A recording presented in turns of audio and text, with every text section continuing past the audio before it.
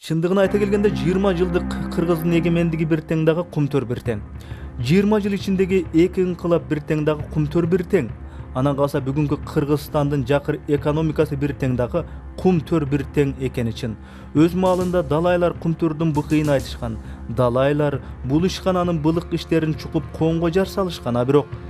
Бирок алардын чындыктары негедир көмүлүп калды. Кумтөрдүн көрүнбөс шылуундары Акаев заманынан Бакиев заманына, Бакиев заманынан Атамбаев заманына жылмышып өтүп жашап эле келатышат. Бу чуулуу Кумтөрдүн чуусу өзү качан башталганын мындай бир жөнөкөй эле мисалдарды салыштырып билүүгө болот. Акаев, Бакиев дегендерди ары коюп эле мына 2007-жылы Атамбаев премьер-министр болуп турган кезде Кумтөрдүн акциясын 33%га өзү аракет кылып жүрүп көтөргөнүн айткан кадрды азыр тарыхый факт болуп интернетте турат. Мен 2007-де даярдап аткан, билесиңер, мен келгенде Кыргызстандын пайызы 16 болчу болгону центарада. Мен күчкө салып 33-кө көтөрүп тургам. 2013-жылы Жантөре Сатыбалдиев өкмөт башчысы болуп турганда парламентке Кумтөр маселеси менен келип, АКШ дагы Кумтөр маселесин тегерегенде 2006-жылы сүйлөшүүлөр болуп, анан Атамбаев премьер-министр болуп турган 2007-жылы Тоголок кенди 16.000 гектар жерди кошо берип, араң 33% акчаны бергенин айтып жатат. 2006-жылы башталган переговорный процесстер, меморандумда болгон, андан кийин 2007-жылы соглашение да болгон. Ошо соглашение негизинде кийин 2009-жылкы соглашение чыгып атат. Мына бүгүн жакшы айттыңыздар. 16.000 гектар жерди берип, Тоголок кенин кошо берип туруп 33%га чыкты. Жогоруда айтылгандарды 2013-жылы 20-февралда экономикалык өнүктүрүү министри, Кумтөр маселеси боюнча өкмөттүк комиссиясынын төрагасы Темир Сариев парламентке келгенде өзү байкадыбы жокпу, 33% акчаны кыргыз тарапка канадалык тарап жөн жерден белек кылып берип жатпаганын айтат. Эмне үчүн алар бизге акцияны кошуп берди? Анткени ошондогу 16.000 гектар жерди, анда астында 40 тонна алтынды ошол Кумтөргө өткөрүп берип отурат, ошол келишим менен. Анын ичинде жанагы атайын корголо турган заповедникте кирип кетип отурат. 40 тоннанын наркы 2,5 миллиард доллар бүгүнкү күндө. Бизге ошондо 15% кошуп бердик деп атышат. Кумтөр маселесин көтөрүп, бийликте жаманатты болгон Садыр Жапаровдун качанкы позициясына соңку кезде президент өзү баш болуп, башкалары төш болуп, өтө калганы кыйла таң каларлык болууда. Улутташтыруунун аягында Кыргызстан жыргап кетсе, бул бир жөн. Бирок эгерде жанагы өкмөт айтып аткандай бир топ бир бала чыкса, анда ошону көтөрүп чыккандар жоопту берсин.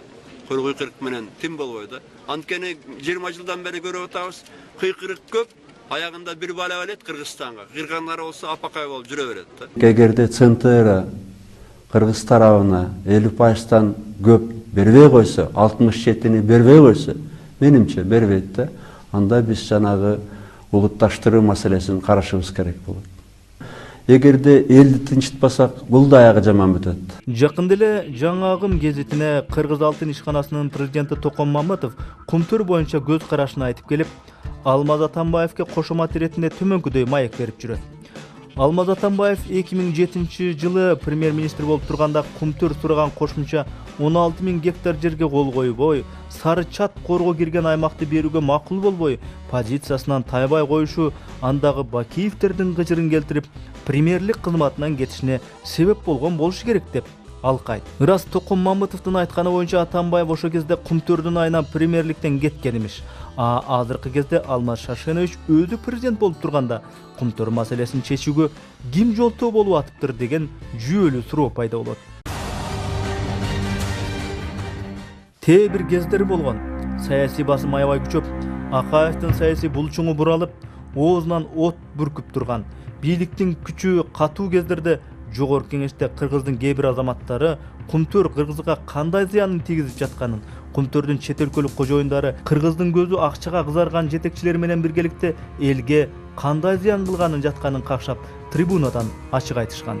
Я считаю, уважаемые коллеги, тот, кто проголосует, это отдать кому-то, тот против своего народа будет работать, против интереса Кыргызстана будет работать. Бул жерде дагы бир шылуунда чөнтөк акча салабыз деген аракет болуп атат. Буга биз заслон коюшубуз керек, токтотуш. Бул национальный безопасность подырып болуп атат.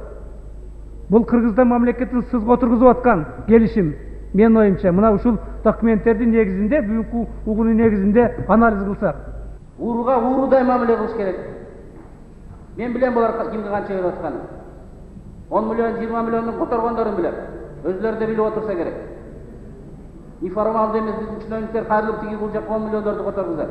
Бул коррупция. Өмүрбек Текебаев Кумтөр тууралуу мына ушул ачуу сөздөрүн ошол Акаев президент болуп турган президенттик башкаруудагы Кыргызстандын маалында айткан эле. Канткени менен там бериш керек. Ал кездерде бийликке карата акарат айтуу, Кумтөр боюнча бийликтин позициясына караманча каршы туруудагы ары машакаттуу, ары коркунучтуу иш эле. А бирок азыркы парламенттик башкаруудагы Кыргызстандын тушунда мурункудай президенттик бийликтен коркучу учур өткөн азыркы заманда Кумтөр маселесинде эмне үчүн мурункудай чапчаң болуп аятат?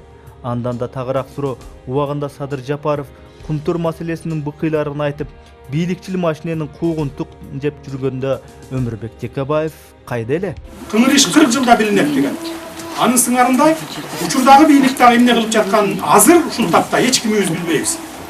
Себеби текшерейин деп суроо талап жөнөтсөң бир дагы кагаз ала албайсың. Баарын жаап жашырып беришпейт. Текшерүүгө дагы киргизишпейт. Бул турмушта болуп келген көрүнүш. Бардык былыктар өзлөрү кеткенден кийин чыга баштайт. Кудай буйрса бул бийлик кеткенден кийин булардыкы да чыгат.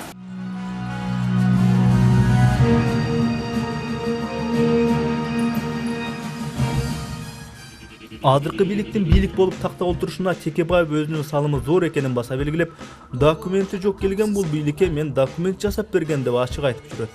Кумтөр маселесине келсек, Өмүрбек мырза Атамбаев тараптагы башка тараптагы пикирин тоготпошу мүмкүн, бирок ал пир туткан, ал сыйлаган бир инсан бар.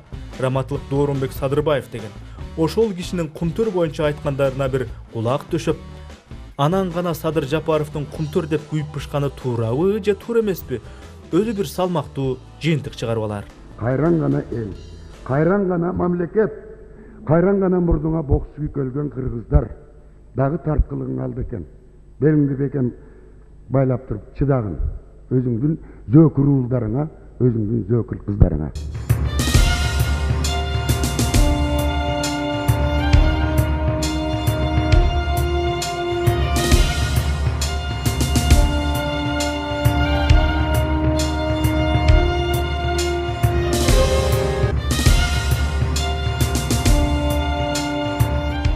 Kayran gana el, kayran gana mamleket, kayran gana murduğa bok suyup ölgön kırgızlar, dağı tartkılığın aldı eкен.